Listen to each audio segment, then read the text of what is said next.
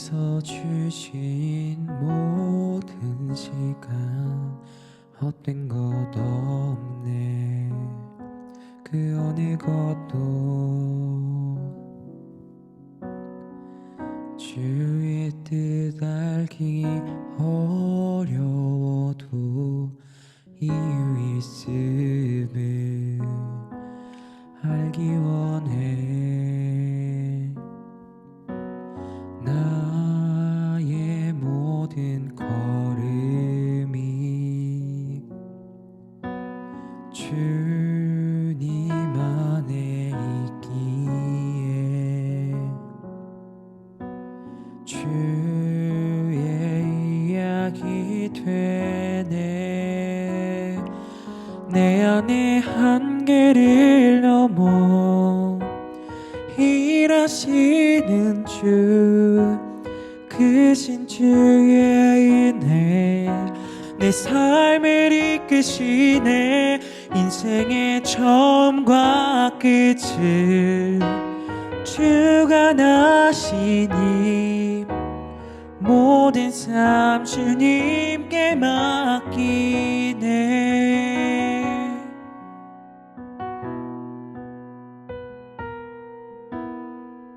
주께서 주신 모든 시간 헛된 것 없네. 그 어느 것도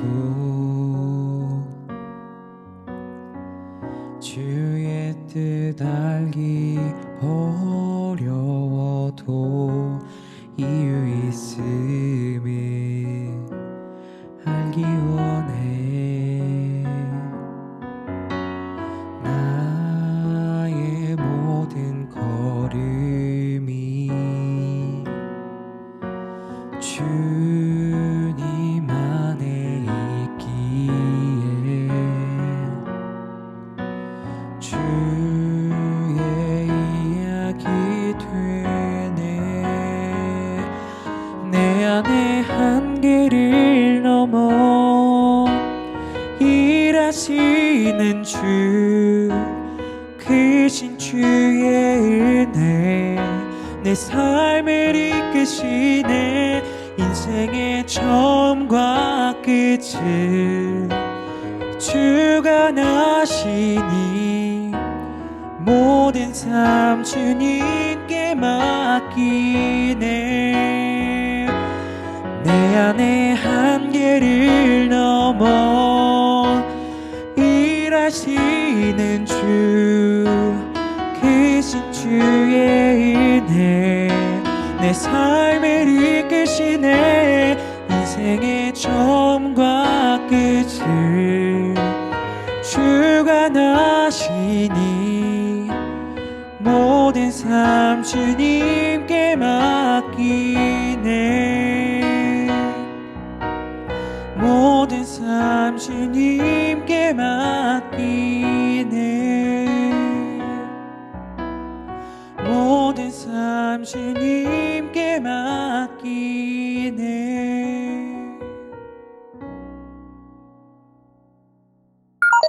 네, 여러분 반갑습니다. 건강한 한 주 잘 보내셨죠? 오늘도 우리 별일 없이 함께 귀하게 예배하는 시간 되면 좋겠습니다. 먼저 광고를 전하겠습니다. 2022년 중고등부 학생 임원들을 소개합니다. 회장의 정혜주, 부회장의 강성진, 총무의 이혜인, 부총무의 조성현, 회계의 최다령, 서기의 차주영 학생입니다. 앞으로 2022년을 섬기게 될 이 모든 임원들을 위해서 여러분 기도해 주시길 바라고요. 또 임명된 친구들은 열심히 중고등부를 잘 섬겨주시기를 간절히 소망합니다. 두 번째 광고입니다. 성탄절 예배를 안내합니다. 12월 25일 토요일 11시 이 중고등부 4층에서 함께 예배하겠습니다. 성탄절이 다가오는데요. 물론 여러분들의 시험 기간도 더불어 다가오고 있죠. 여러분도 잘 아시겠지만 성탄절은 기독교의 핵심적인 절기입니다. 우리가 모두 기억하고 함께 참석하면 좋겠습니다.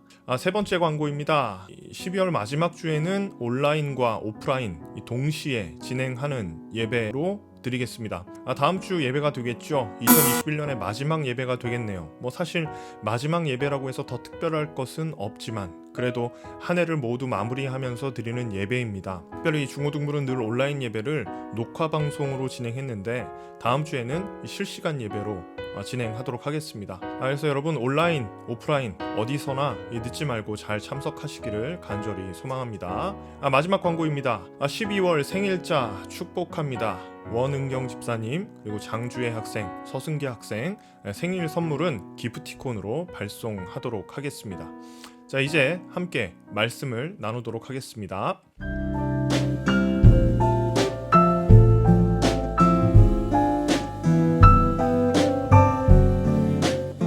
오늘 함께 나눌 하나님의 말씀은 요한복음 21장 1절부터 12절까지 말씀입니다. 제가 봉독하겠습니다. 그 후에 예수께서 디베랴 호수에서 또 제자들에게 자기를 나타내셨으니 나타내신 일은 이러하니라. 시몬 베드로와 디두모라 하는 도마와 갈릴리 가나 사람 나다나엘과 세베대의 아들들과 또 다른 제자 둘이 함께 있더니 시몬 베드로가 나는 물고기 잡으러 가노라 하니 그들이 우리도 함께 가겠다 하고 나가서 배에 올랐으나 그날 밤에 아무것도 잡지 못하였더니 날이 새어갈 때에 예수께서 바닷가에 서셨으나 제자들이 예수이신 줄 알지 못하는지라. 예수께서 이르시되 얘들아 너희에게 고기가 있느냐 대답하되 없나이다. 이르시되 그물을 배 오른편에 던지라 그리하면 잡으리라 하시니 이에 던졌더니 물고기가 많아 그물을 들 수 없더라. 예수께서 사랑하시는 그 제자가 베드로에게 이르되 주님이시라 하니 시몬 베드로가 벗고 있다가 주님이라 하는 말을 듣고 겉옷을 두른 후에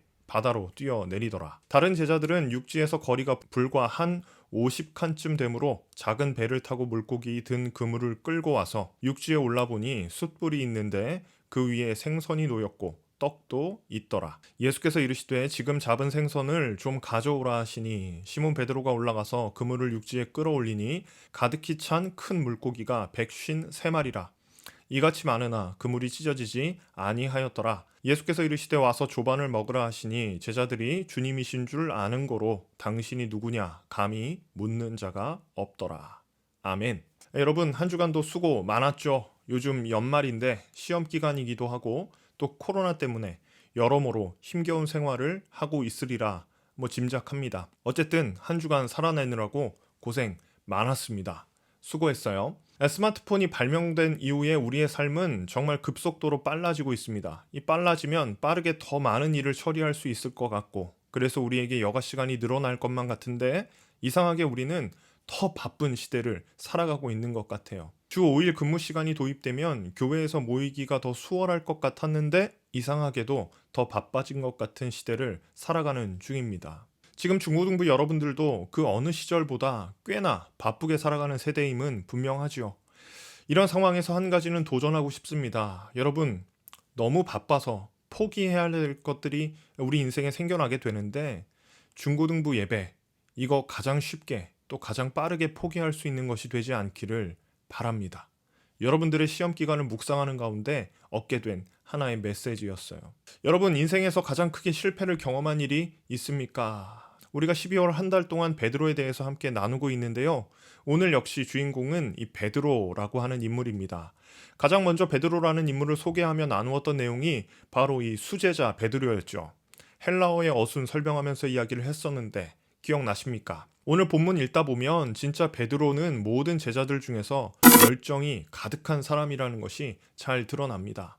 우리 함께 7절 말씀 읽어보겠습니다. 예수께서 사랑하시는 그 제자가 베드로에게 이르되 주님이시라 하니 시몬 베드로가 벗고 있다가 주님이라 하는 말을 듣고 겉옷을 두른 후에 바다로 뛰어내리더라. 자, 여러분 7절을 조금만 가만히 생각해 봅시다. 예수님을 먼저 발견한 사람의 이름을 성경의 기자는 예수께서 사랑하시는 제자라고 이야기했어요. 통상 이 제자를 우리는 이 요한복음을 쓴 사도 요한이라고 합니다. 예수님도 제자들이 12명이 있었지만 이 모두를 동일하게 사랑하지는 않으셨던 것 같아요. 그러나 예수님이시다 라는 이야기를 듣고 배를 몰아 정박할 시간도 기다릴 수 없어서 바다에 냅다 뛰어든 인물이 있죠. 그 사람 바로 베드로입니다. 진짜 열정적이죠. 배를 잠깐 이렇게 댈 시간도 지체할 수 없을 정도로 예수님을 사랑하고 사모했던 베드로의 모습은 우리가 아무리 귀감으로 삼아도 모자름이 없을 것 같아요. 예수님께 사랑을 받는 그 제자 따로 있었잖아요. 그도 바다에 뛰어들지는 않았지만 베드로는 바다에 뛰어들었어요. 아마도 여러분 주변에 이런 열정적인 사람이 있을지는 모르겠습니다. 그래요. 이 성경에 나타나는 베드로를 볼 때마다 진짜 열정적인 사람이다라고 하는 생각이 듭니다. 이것저것 앞뒤 가리지 않고 불타오르는 사람이에요. 예수님께서 겟세마네 동산에서 십자가형을 당하러 끌려가실 때 가장 먼저 칼을 뽑아들고 말고의 귀를 자르면서 선전포고를 한 인물도 바로 베드로입니다. 좋게 말하면 열정적인 사람이고요. 가볍게 이야기하면 쉽게 끌어오르는 그런 사람 같습니다. 베드로는 예수님을 따르면서 자신의 인생을 모두 예수님께 걸었던 인물이죠. 우리는 이미 그가 물고기의 만선을 이룬 그날 그 물고기들을 모두 버리고 예수님을 따랐다는 것을 함께 살펴보았습니다. 이 모습은 제자가 가야 할 바른 방향을 제시하고 있어요. 그리고 베드로는 그 누구보다도 열정적으로 예수님을 따랐던 제1 제자였습니다.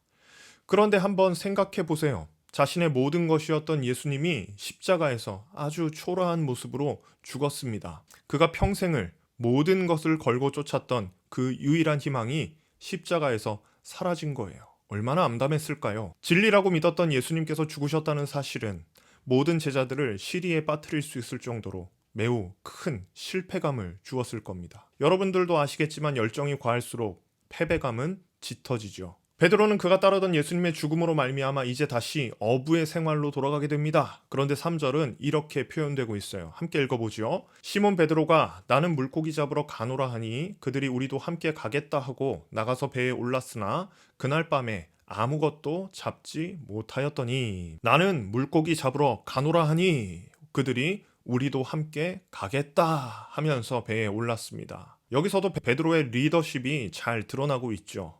베드로가 먼저 나는 물고기 잡으러 간다. 그러니까 많은 사람들이 쫓아가고 있어요. 그런데 하필이면 그날 밤 베드로는 아무것도 잡지 못했습니다.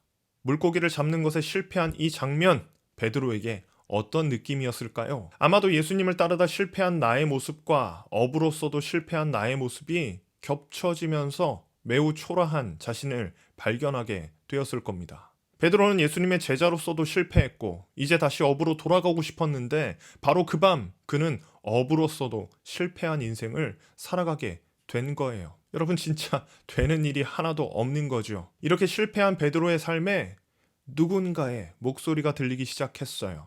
그 실패한 지점에서 말이죠. 5절과 6절 읽어보겠습니다. 예수께서 이르시되 얘들아 너희에게 고기가 있느냐? 대답하되 없나이다. 이르시되 그물을 배 오른편에 던지라. 그리하면 잡으리라 하시니 이에 던졌더니 물고기가 많아 그물을 들 수 없더라.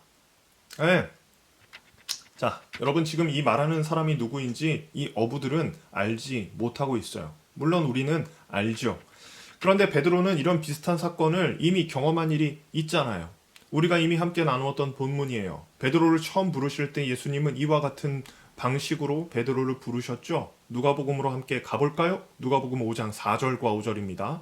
말씀을 마치시고 시몬에게 이르시되 깊은 데로 가서 그물을 내려 고기를 잡으라. 시몬이 대답하여 이르되 선생님 우리들이 밤이 새도록 수고하였으되 잡은 것이 없지만은 말씀에 의지하여 내가 그물을 내리리이다 하고. 여러분 이것이 바로 베드로를 부르신 장면입니다. 베드로가 지금 이 장면이 떠오르지 않았을까요? 베드로는 이 일을 통해서 자신이 따르던 예수님을 알아보게 된 거예요. 그리고 그 처절한 실패의 자리에서 다시금 소명을 받게 되죠. 무너졌던 베드로는 다시 일어나게 되고요. 이 명실공히 초대교회를 이끄는 지도자의 역할, 이 리더의 역할을 감당하게 됩니다. 여러분 우리는 이 장면을 통해서 무엇을 느낄 수 있을까요? 예수님께서 우리가 실패한 자리까지 찾아오신다는 것을 느끼게 됩니다. 함께 4절 말씀을 읽어보지요. 날이 새어갈 때에 예수께서 바닷가에 서셨으나 제자들이 예수이신 줄 알지 못하는지라. 잘 봅시다 여러분. 날이 새어갈 때 이 지점은 어느 지점이에요? 밤이 새도록 고기를 잡기 위해 노력해 보았지만 한 마리도 잡지 못했던 바로 그 지점입니다. 우리의 인간적인 모든 노력이 수포로 돌아가는 순간을 가리키죠. 바로 그 실패를 경험한 그 자리에 부활하신 예수님이 딱 계신 거예요. 안타깝게도 이 실패로 마음이 어두워진 제자들은 그분이 예수님인 줄을 알지 못하지요. 사실 동트기 전이 가장 어둡습니다. 날이 새어가는 순간은 사물을 분별하기 매우 어려운 시간을 가리킵니다. 그런데 여러분, 이게 단순히 물리적인 시간만을 의미하는 것은 아닐 거예요. 이 시점은 실패로 인해서 마음이 어두워진 제자들의 내면 세계를 표현하는 것이기도 합니다. 이것을 우리는 전문 용어로 영적인 눈이 가리워졌다 이렇게 표현할 수 있지 않을까요? 예수님은 제자들을 책망하는 것으로 시작하지 않으셨습니다. 9절 말씀 함께 읽어봅시다. 육지에 올라보니 숯불이 있는데 그 위에 생선이 놓였고 떡도 있더라. 예수님 참 좋으신 분 같아요. 자신을 따르다 실패한 제자들을 보고 책망하지 않으시고요. 먼저 생선과 떡을 먹여주시지요. 마음이 낙담하고 실패한 이들에게 필요한 것은 위로였을까요? 그런데 여러분 9절에서 굉장히 중요한 단어가 하나 숨어 있습니다. 바로 숯불이라고 하는 단어입니다. 여러분 성경책이 맞다면 그 단어의 밑줄을 이렇게 그어 놓으시면 좋을 것 같습니다. 이 숯불 언제 등장했던 단어일까요? 함께 18장 18절로 가보겠습니다. 그때가 추운 고로 존과 아랫사람들이 불을 피우고 서서 쬐니 베드로도 함께 서서 쬐더라. 이 장면에서 이 불이라고 하는 단어가 바로 21장에 나온 숯불과 동일한 단어입니다. 그런데 여러분 이 문맥 여러분들이 잘 아는 문맥 아닙니까? 네, 18장의 문맥은요. 바로 베드로가 예수님을 부인하는 그 시간에 있었던 일입니다. 다른 본문에서는 베드로가 저주하며 부인한 바로 그 대목이에요. 여기에서 등장하는 단어 바로 숯불입니다. 영어 성경을 가지고 있다면 ESV를 참조하시기를 부탁드립니다. 그러면 이 역시 이 베드로의 실패의 자리를 상징하지요.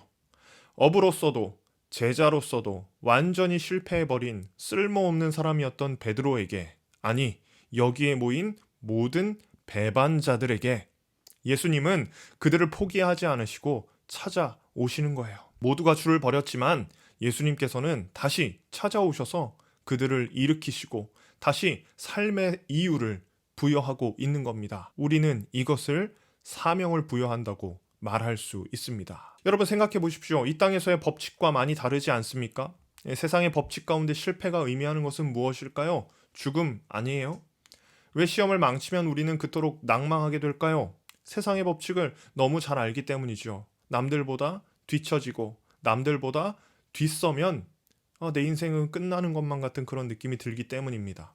그런데 어부로서도 실패하고 제자로서도 실패해버린 제자들을 향해서 부활하신 예수님께서는 다시 찾아오신다는 거예요.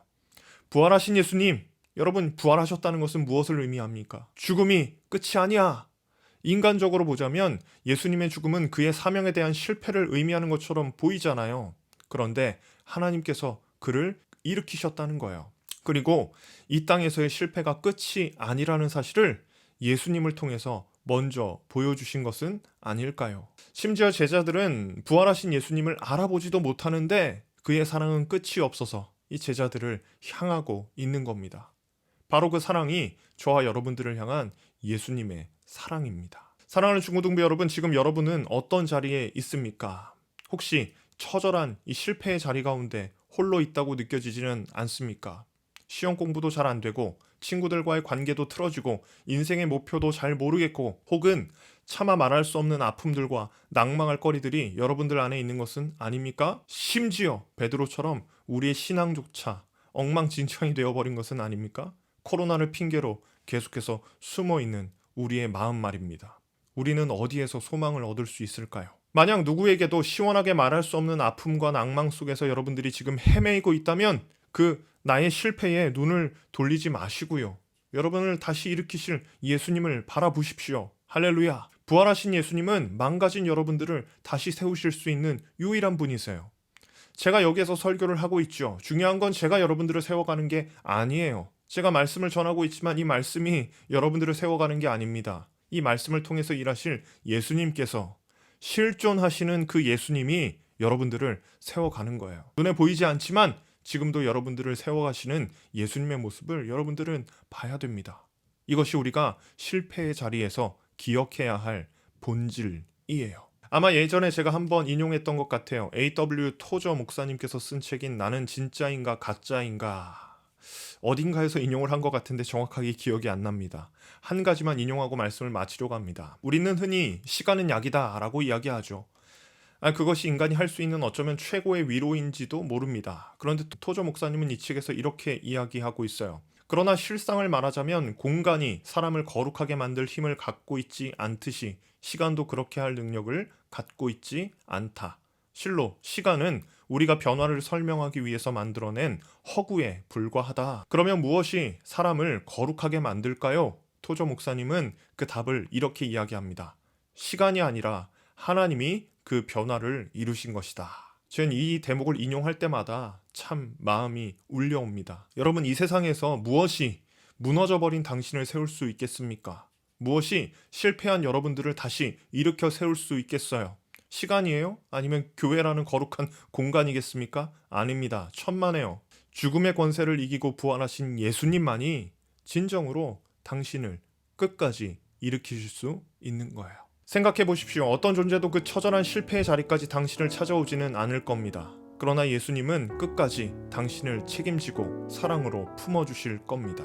우리 그 사랑을 기억하면 좋겠습니다. 돌아오는 한 주 우리를 일으키실 예수님을 바라보면서 승리하시는 저와 여러분 되시기를 간절히 소망합니다. 기도하겠습니다. 항상 살아계시는 하나님 아버지, 오늘 우리는 실패의 자리에서 일어날 수 있는 이유에 대해 함께 살펴보았습니다. 이 땅을 살아가며 실패를 경험하지 않는 사람은 없습니다. 그러나 성도에게 희망이 있는 것은 실패가 끝이 아니라 다시 일어날 수 있다는 믿음 때문임을 기억합니다. 오늘 이 말씀 앞에서 우리의 희망이 어디에 있는지 살펴보았습니다. 우리의 희망은, 그리고 소망은 우리를 구원하신 예수님께 있음을 고백합니다. 늘 우리를 포기하지 않으시고 강한 손과 팔로 안아주시는 예수님을 늘 의지하며 살아가는 마하나임 중고등부가 되게 하옵소서. 돌아오는 한 주도 함께 하실 것을 믿습니다. 예수님의 이름으로 기도합니다. 아멘.